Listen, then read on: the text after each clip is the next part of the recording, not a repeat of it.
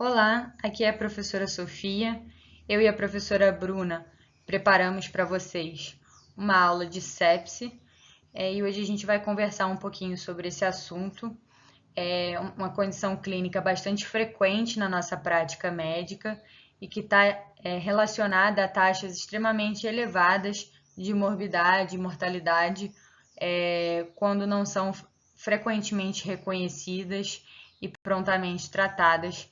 Por isso a importância da gente conversar sobre esse tema. Então, a sepse, ela conceitualmente, ela é definida como uma disfunção orgânica ameaçadora à vida, causada por uma resposta inflamatória desregulada do hospedeiro à infecção. Essa é a última definição do artigo Sepsis 3, que foi publicado em 2016. Essa definição ela foi sofrendo algumas modificações ao longo dos anos e a gente vai ver isso aqui. Tá? Antigamente, a sepse era definida apenas como uma resposta inflamatória exacerbada a um processo infeccioso e hoje já se sabe que não é apenas uma resposta inflamatória exacerbada, a sepse ela cursa com disfunções orgânicas múltiplas, acometendo vários órgãos. Então, essa definição ela foi mudando ao longo dos anos e essa é a definição atualmente mais aceita. Tá? Ela é uma causa primária de morte por infecção, especialmente quando não é reconhecida e prontamente tratada. Por isso, a sua importância na detecção precoce e no tratamento precoce.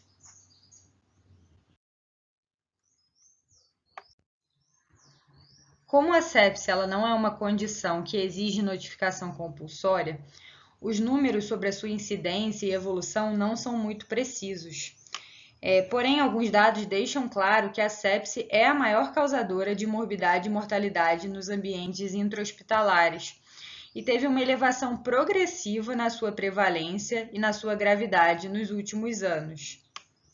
Ela é a maior causadora, então, de morbidade e mortalidade nos hospitais do mundo. No Brasil, estima-se uma taxa de mortalidade em torno de 50% dentro das unidades de terapia intensiva.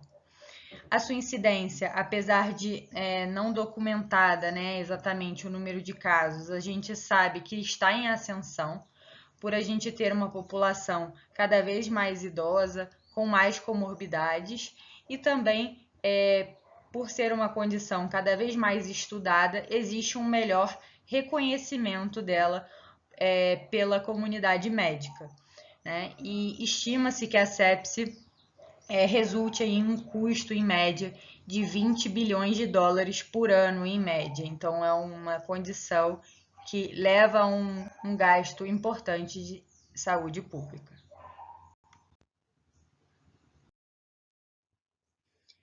Dentre os principais focos infecciosos da sepse, o pulmão é o foco mais comum, seguido do abdômen e do trato urinário.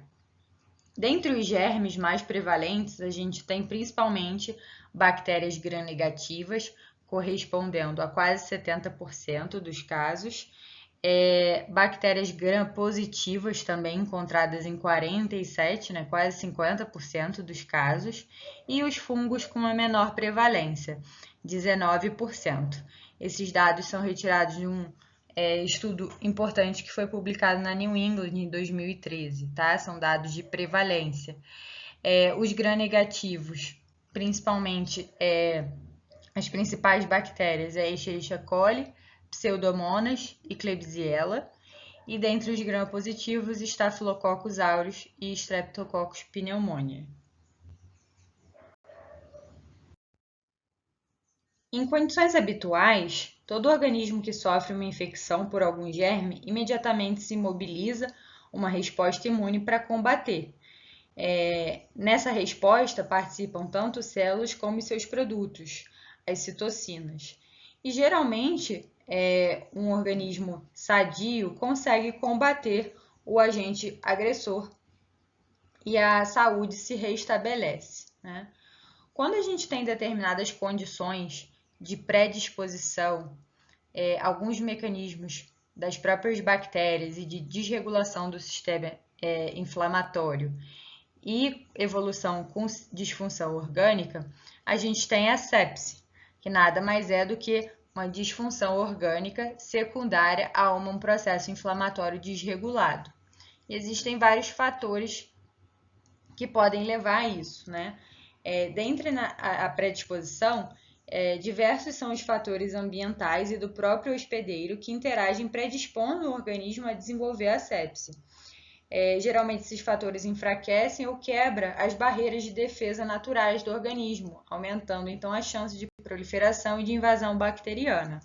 Então a gente tem fatores intrínsecos relacionados à própria idade, às comorbidades, o estado de imunossupressão do indivíduo, né? E dentre as comorbidades principais, diabetes, neoplasias, doenças crônicas, HIV, pacientes que tenham passado por alguma cirurgia, né? Então, se foi cirurgia de emergência, se tem alguma ferida infectada, fatores da comunidade, como viagens, contatos, algumas exposições específicas, o uso de procedimentos invasivos, catéteres, né, dispositivos intravenosos, fatores intra-hospitalares de tempo de internação, aonde está internado, se é em enfermaria e em CTI, a própria resistência antimicrobiana local, né, daquele setor, porque a gente sabe que os hospitais variam muito a sua prevalência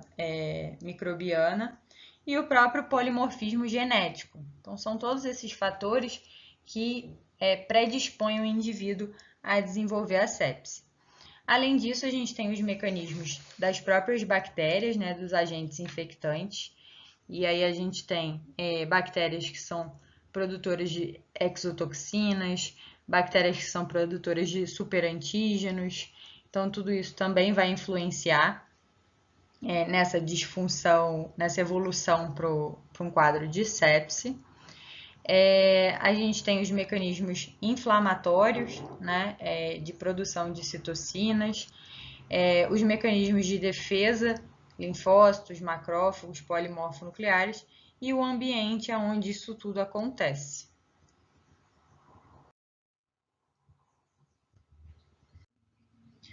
Os conceitos antigos de que a resposta inflamatória exacerbada provocava toda a cascata de eventos fisiopatológicos da sepse e que essa resposta inflamatória exacerbada seguia-se de uma resposta anti-inflamatória compensatória não é mais aceito.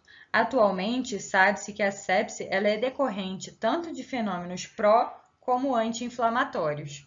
Essa resposta anti-inflamatória ela ocorre concomitantemente e ela não é para contrabalancear a resposta pró-inflamatória. Então, essa ideia de que a sepse resulta de uma tempestade pró-inflamatória descontrolada, ela não é correta. A sepse ela ocorre quando existe uma desregulação de mediadores pró- e anti-inflamatórios em resposta a uma infecção, ocorrendo concomitantemente e que ultrapassa os limites do ambiente local para uma resposta mais generalizada. Não se sabe muito bem por que ocorre essa ultrapassagem de um limite local de infecção para uma resposta mais generalizada, mas sabe-se que esses mediadores, tanto pró quanto anti-inflamatórios, ocorrem de forma concomitante. Os mediadores pró-inflamatórios principais são citocinas, a interleucina 6 e o fator de necrose tumoral são os principais, o fator de necrose tumoral alfa, né? Eles levam a uma ativação da coagulação, assim como uma diminuição da fibrinólise. Então, as moléculas do sistema de coagulação e os mecanismos de inflamação, eles estão entrelaçados. Ao mesmo tempo, eu tenho uma ativação endotelial sistêmica, com ativação exponencial do fator tecidual e formação de fibrina e de trombos na microcirculação, e os sistemas responsáveis pela autorregulação e controle dessa formação de trombos, por exemplo, a fibrinólise, ela também está deficitária por conta dessas citocinas pró-inflamatórias. A consequência disso, então, é a trombose da microvasculatura, né? A gente vai ter um comprometimento da anticoagulação, um aumento da formação de fibrina, com ao mesmo tempo uma alteração na remoção dessa fibrina, uma redução na remoção dessa fibrina. Então, o resultado disso é a trombose da microvasculatura. Essa ativação generalizada das vias pró-coagulação promove uma das mais sérias consequências da sepse, que é a coagulação intravascular disseminada. As manifestações da CIVD podem variar desde discretas alterações laboratoriais até quadros graves de hemorragia e, como a gente viu, predominantemente com trombose da microcirculação, contribuindo para o processo, então, de disfunção orgânica múltipla. Os principais mecanismos geradores da disfunção orgânica são a redução da oferta tecidual de oxigênio e a lesão celular. A redução da oferta tecidual de oxigênio é derivada das alterações de circulação sistêmica que a gente acabou de falar, sistêmica, regional e da microcirculação, incluindo a trombose, que é derivada das alterações do sistema de coagulação. E a lesão celular pode ser decorrente, então, também da redução da oferta de oxigênio, mas também mediada de forma direta por outros mecanismos, como disfunção mitocondrial, apoptose celular, e o resultado disso tudo é uma redução da oferta tecidual de oxigênio por todos esses mecanismos inflamatórios e de coagulopatia que ocorre na sepse com a evolução para a disfunção orgânica. Então, em relação à disfunção orgânica, a lesão, então, a gente viu que acontece por uma quebra da homeostase vascular normal, com mediadores inflamatórios, pró-coagulantes, que o resultado disso tudo vai ser a hipóxia celular. Qualquer órgão pode ser afetado no quadro de sepse, então as disfunções orgânicas são as mais variáveis, mas as mais relevantes ocorrem na função miocárdica, na vasculatura periférica e na troca gasosa pulmonar. O quadro mais marcante da sepse é a sua extrema vasodilatação periférica. Essa vasodilatação periférica, ela leva a uma perda da homeostase na regulação do fluxo sanguíneo, com shunt de parte desse volume circulante para os leitos capilares, deixando então tecidos mais profundos e de lado, reduzindo então a sua oportunidade de extrair o oxigênio. Então, essa redução da resistência vascular periférica leva a uma redução importante da oferta e do consumo de oxigênio. O resultado disso tudo é um aumento do metabolismo anaeróbio e, com isso, a gente tem a acidose metabólica com elevação do lactato. Essa vasodilatação extrema que acontece leva ao miocárdio a uma tentativa de aumentar frequência cardíaca e tentar aumentar o débito cardíaco para compensar. Mas por conta dessa extrema vasodilatação periférica, esses pacientes tendem a evoluir com queda da pressão arterial. Então, os pacientes vão se apresentar hipotensos. Além disso, a gente tem também o dano miocárdico direto pelo aumento de troponinas, que ocorre secundariamente à elevação das citocinas inflamatórias. Com isso, a gente tem também a disfunção miocárdica. Além disso, a falência respiratória também é bem marcante na sepse. O pulmão é um dos órgãos mais vulneráveis na sepse. A insuficiência respiratória ela é comum nos pacientes com sepse. Cerca de 75% dos pacientes vão precisar de ventilação mecânica por um período médio de 7 a 10 dias. E esses fatores pró-inflamatórios são os principais mediadores envolvidos no quadro da síndrome do desconforto respiratório agudo. A gente vai ter passagem dessas células inflamatórias pelo endotélio, atingindo então o interstício pulmonar e levando a dano à sua integridade, com acúmulo de líquido e de células inflamatórias nesses espaços alveolares. Então, a gente tem um edema intersticial importante, com hipertensão pulmonar, um aumento importante da resistência vascular do pulmão, em contraste a uma queda da resistência vascular sistêmica. E o resultado disso é o prejuízo às trocas gasosas e geralmente uma evolução com hipoxemia severa. Outras disfunções orgânicas, a gente tem as mais variadas e a gente vai falar um pouquinho delas no quadro clínico e na definição de sepse. Em relação às manifestações clínicas, O quadro pode ir desde manifestações inespecíficas, refletindo um quadro inflamatório generalizado, até manifestações mais específicas que a gente vai ver à frente, que reflete as disfunções orgânicas de cada órgão.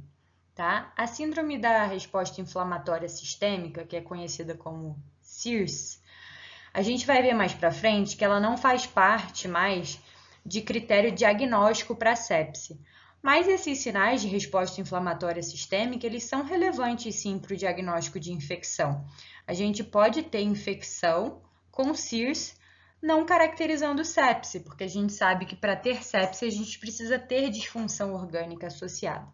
Mas é importante conhecer os sinais da SIRS, porque eles muito frequentemente vão estar presentes, certo? São eles: a elevação da temperatura acima de 38 graus ou redução abaixo de 36 graus, uma frequência cardíaca maior do que 90 batimentos por minuto, a taquipneia, que é representada por uma frequência respiratória acima de 20 incursões por minuto, ou uma PaCO2 na gasometria menor do que 32. Lembrem-se que a PaCO2 baixa reflete uma alcalose respiratória, então muitas vezes a taquipneia leva de forma secundária a alcalose respiratória, então a PaCO2 abaixo de 32 é um critério de SIRS também. E a leucometria global acima de 12.000 leucócitos ou menor do que 4.000 leucócitos, ou então a presença de mais de 10% de neutrófilos imaturos, que são os bastões. Na presença de 2 critérios destes 4 ou mais, a gente tem um diagnóstico de síndrome da resposta inflamatória sistêmica. Como a gente já falou anteriormente, a redução então da oferta de oxigênio e as alterações celulares vão levar à disfunção orgânica. E aqui a gente tem alguns exemplos das principais manifestações clínicas que a gente pode encontrar em decorrência dessas disfunções orgânicas. A disfunção cardiovascular, que a gente já mencionou também anteriormente, é uma manifestação grave do quadro séptico, em que a gente tem a taquicardia e uma tentativa de aumentar o débito cardíaco secundário à vasodilatação intensa da periferia. Em decorrência da diminuição da resistência vascular periférica, a gente pode ter hipotensão, a gente tem hipotensão na grande maioria das vezes. Apesar de uma tentativa do organismo em manter um débito cardíaco normal, esse débito cardíaco em termos absolutos pode ser reduzido através de um quadro conhecido como depressão miocárdica, que é induzida por todos esses mediadores inflamatórios da sepse. A gente sabe que pode ter elevação da troponina secundária a isso, com uma redução da contratilidade, redução da fração de ejeção e evolução, inclusive, com arritmias. Em decorrência de todos esses fatores, a gente tem um comprometimento tecidual e redução da oferta tecidual de oxigênio. Então, o livedo, a redução do enchimento capilar são marcadores de hipoperfusão, assim como a hiperlactatemia. Os tecidos vão passar a produzir uma energia de forma anaeróbica por conta do comprometimento da oferta de oxigênio, os níveis de lactato se elevam e a gente vai ver que é um dos critérios, inclusive de gravidade, é um dos critérios que a gente utiliza para a definição de disfunção orgânica. Em relação à disfunção respiratória, a gente tem como manifestação a taquipneia, a dispneia, o comprometimento da troca gasosa com hipoxemia. Isso vai caracterizar a lesão pulmonar da sepse. Consequentemente, esses pacientes apresentam uma oxigenação inadequada com redução da relação PaO2, FiO2, a chamada PF. É uma relação que a gente faz da PO2 encontrada na gasometria em relação à FiO2 em que o paciente se encontra. A gente sabe que a fração inspirada de oxigênio no ar ambiente é de 21%, mas os pacientes que se encontram, por exemplo, em ventilação mecânica, a gente pode selecionar essa FiO2 até 100%. Então, a PF é a relação entre a PO2 da gaso e a FiO2 que o paciente se encontra naquele momento em que a gasometria foi coletada. E a gente consegue definir a disfunção pulmonar de causa inflamatória quando essa relação encontra-se abaixo de 300. Aí a gente tem a chamada síndrome do desconforto respiratório agudo, tá? A gente vai ver isso mais para frente nos critérios de gravidade. Geralmente a radiografia de tórax se acompanha com um infiltrado intersticial difuso bilateral. A disfunção neurológica, a sepse pode causar graus variáveis de alteração de nível de consciência, desde confusão mental ao estupor ou coma. O delírio também é bastante frequente, especialmente nos pacientes idosos. A disfunção renal, ela vai se traduzir principalmente com oligúria e alteração das escórias nitrogenadas. A fisiopatologia da disfunção renal na sepse ela é multifatorial, vai desde uma ira pré-renal por hipovolemia até evolução para necrose tubular aguda propriamente dita. A disfunção hematológica, durante essa tempestade inflamatória gerada pela agressão, o endotélio ele vai se tornar então pró-coagulante, contribuindo para a geração de trombose da microcirculação e hipoperfusão, aquilo que a gente falou já na fisiopatogenia. Consequentemente, a gente pode ter a coagulação intravascular disseminada. Na sepse, ao contrário de outras doenças, as principais manifestações clínicas da CIVD são as disfunções orgânicas e não o sangramento, apesar do sangramento também poder acontecer, mas não é tão comum. O coagulograma ele vai se mostrar alterado com alargamento do PTT, que é o tempo de tromboplastina parcial, e também uma redução da atividade da protrombina, da atividade que a gente avalia pelo TAP. É frequente também a queda da contagem das plaquetas, e esse comprometimento ele é secundário tanto ao consumo exacerbado das plaquetas, como uma redução da sua produção pela própria disfunção da medula e diminuição da produção da trombopoetina. Outra disfunção frequente do sistema hematológico é a anemia, que pode ser secundária a vários fatores: perda de sangue por sangramento, a anemia iatrogênica de coleta seriada de amostra de sangue, hemólise, fatores mais específicos como alteração do metabolismo do ferro, redução da produção de eritropoetina, depressão da medula, propriamente dita pelas citocinas inflamatórias, diminuindo a eritropoiese. Então, todos esses fatores levam a uma anemia na sepse que pode ser multifatorial. E as alterações de leucometria que estão relacionadas ao quadro infeccioso por si só. A disfunção gastrointestinal na sepse também é muito frequente, muitas vezes negligenciada. Entre as suas manifestações, destaca-se a colestase, secundária ao comprometimento da excreção canalicular de bilirrubina. Então, a gente tem aumento das enzimas canaliculares, fosfatase alcalina e gama-GT. O hepatócito geralmente consegue preservar suas funções. Então, a insuficiência hepática franca é rara, exceto naqueles pacientes que já têm um comprometimento prévio da função hepática. Então, geralmente, a elevação das transaminases é mais discreta, porque não tem tanta lesão do hepatócito. A gastroparesia e o íleo adinâmico também são frequentes, o que dificulta a manutenção do suporte nutricional. A própria mucosa do trato gastrointestinal pode sofrer lesões secundárias à isquemia, se manifestando como lesão aguda da mucosa e hemorragia.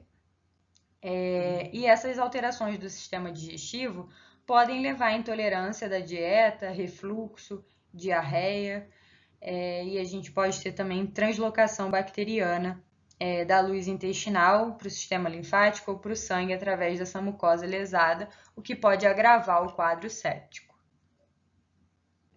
Em relação à disfunção endócrina, o sistema endócrino também faz parte do quadro de disfunção generalizada associada à sepse. Pode acontecer disfunção tireoidiana, alteração da suprarrenal e distúrbios glicêmicos. A disfunção adrenal pode contribuir ainda mais para o quadro de vasodilatação e hipotensão, característicos da sepse.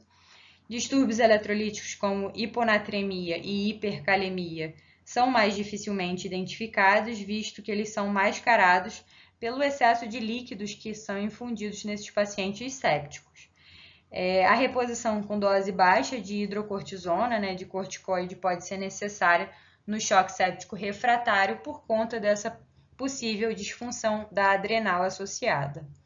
E a hiperglicemia ela faz parte da resposta inflamatória, seja associada ou não à sepse, e contribuem para a hiperglicemia a resistência periférica à insulina e o aumento da produção de glicose pelo fígado.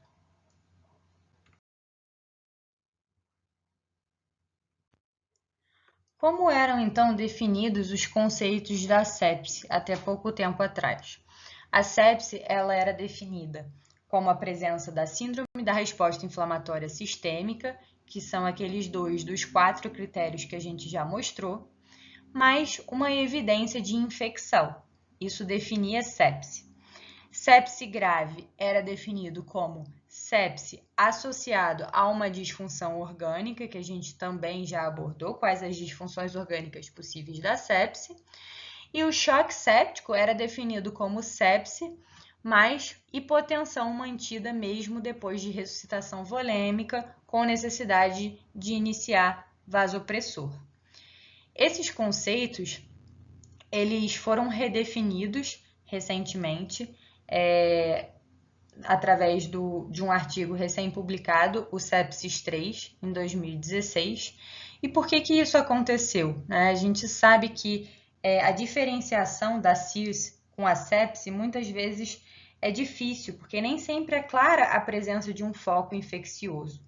E mesmo na presença de foco infeccioso, você pode ter infecção com CIRS e isso não significar sepse, Uma amidalite, por exemplo, em que o paciente está com febre, ele vai estar taquicárdico, E só a febre e a taquicardia já fechariam 2 critérios de CIRS associado a um quadro infeccioso. Isso definia sepse sem o paciente estar séptico. Então, o critério de CIRS, ele tem uma alta sensibilidade, mas ele não é definidor de sepse.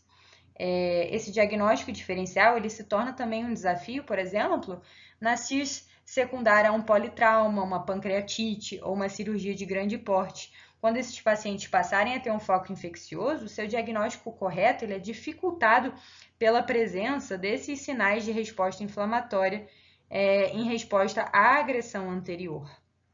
Por outro lado, o paciente imunossuprimido e com idade avançada pode já manifestar uma disfunção orgânica ou mesmo um quadro de choque séptico sem a presença dos sinais clássicos de CIRS. Então, a CIRS está presente sim na sepse, mas ela não é mais um critério definidor de diagnóstico de sepse. Agora, o conceito atual, depois dessa definição de 2016, é que a sepse ela é uma disfunção orgânica ameaçadora à vida, secundária a uma resposta inflamatória desregulada contra essa infecção. Então, a gente precisa ter disfunção orgânica associada e a gente vai ver como que se define a presença dessa disfunção orgânica, que é um aumento de 2 pontos no score de SOFA. O conceito de sepse grave foi abolido, porque é um conceito redundante. Sepse grave era sepse mais disfunção orgânica, e isso a gente já viu que é a característica da própria sepse, então não existe mais esse conceito de sepse grave. E o conceito de choque séptico passou a ser a presença de hipotensão com necessidade de vasopressor para manter uma pressão arterial média acima de 65 milímetros de mercúrio e lactato acima de 2, mesmo depois de adequada reposição volêmica. Então, a diferença, resumindo, do critério antigo para o atual, no atual, o conceito de sepse não se utiliza mais o CIRS para definir diagnóstico, e sim o SOFA, que é um critério que define a presença de disfunção orgânica. O conceito de sepse grave foi removido E o conceito de choque séptico passou a ser a presença de sepse com necessidade de vasopressor para manter uma PM acima de 65 e um lactato maior do que 2, mesmo depois de adequada reposição volêmica. Então, anteriormente, a presença de apenas um critério de disfunção orgânica definia sepse grave. Agora, a gente não tem mais esse conceito de sepse grave e, para se definir sepse, a gente precisa ter uma disfunção orgânica com um aumento de 2 pontos no score de SOFA. Tá? Não precisa decorar essa tabela, mas é basicamente todas as disfunções orgânicas que a gente já falou. Então, a disfunção respiratória, e aí temos aquela relação da PaO2 na gasometria em relação a FiO2 que o paciente se encontra no momento, né? Então, são pontuações variadas de acordo com os valores dessa PF, que é essa relação. A disfunção hematológica, e aí leva-se em conta principalmente os níveis de plaqueta. A disfunção hepática, os níveis de bilirrubina.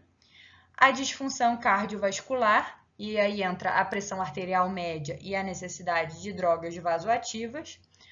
A disfunção neurológica, que é avaliada pela escala de coma de Glasgow. E a disfunção renal, pela creatinina e pelo débito urinário. Também foi sugerido um novo score, que é denominado Quick-SOFA, que é uma avaliação do SOFA, ou seja, da presença de uma disfunção orgânica, de uma forma mais rápida, avaliando a beira-leito. E ele é definido pela presença de 2 critérios dos 3 que compõem esse score, que são o rebaixamento do nível de consciência, uma frequência respiratória acima de 22 e uma pressão arterial sistólica menor do que 100. A presença de 2 desses 3 critérios seria preditivo de maior mortalidade. Embora o Quick-SOFA tenha sido sugerido para ser utilizado no score de triagem de pacientes infectados, ele não foi avaliado para esse fim. O Quick-SOFA ele foi avaliado pela sua capacidade de predizer óbito, então ele é um marcador de gravidade. Se isso for verdadeiro, a sua sensibilidade sendo muito baixa, isso desqualifica o Quick-SOFA como um instrumento de triagem. Basear a definição de uma doença em uma predição de mortalidade faz com que casos mais graves sejam selecionados, mas isso não é de interesse para a gente. A gente precisa de critérios que aumentem a sensibilidade da detecção de sepse. É melhor a gente avaliar um quadro inicial através de um critério com uma maior sensibilidade e depois definir que aquele paciente não tem sepse, do que a gente definir apenas os quadros graves e acabar não fazendo diagnóstico de quadros de sepse menos graves. Então, diversas críticas foram feitas em relação a esse critério, ele precisa de mais estudos para ser utilizado como critério diagnóstico para sepse.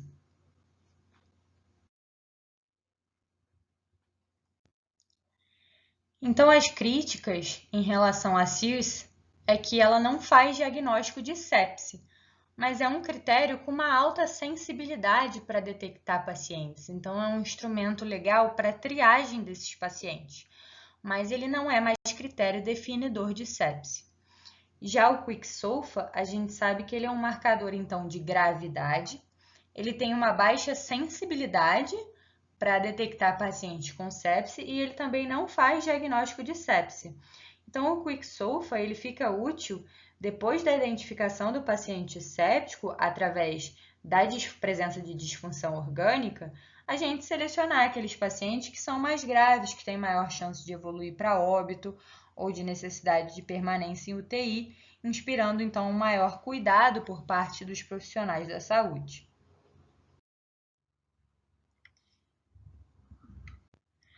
Diante disso tudo que foi dito, o Instituto Latino-Americano de Sepse estabeleceu esse fluxograma de triagem para pacientes com suspeita. Então, se o paciente apresenta 2 critérios de CIRS e ou uma disfunção orgânica, e aí a disfunção orgânica a gente tem hipotensão, alteração neurológica, alteração da saturação de oxigênio, diurese reduzida, né? E nos exames laboratoriais, elevação de creatinina, de lactato, queda de plaqueta, elevação de bilirrubina, a enfermagem aciona a equipe médica, certo?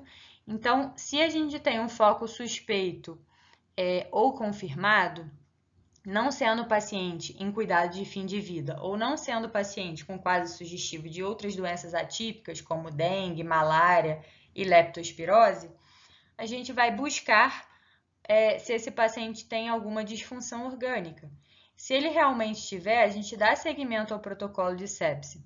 Se ele não tiver, se ele tiver apenas CIRS, sem disfunção orgânica, esse quadro é pouco sugestivo de sepse, né? Como eu falei, infecção de via aérea superior, amidalite, são infecções que podem cursar com CIRS sem ser sepse. Então, a gente vai dar atendimento a esse paciente, tratar a infecção dele, mas fora do protocolo de sepse, certo?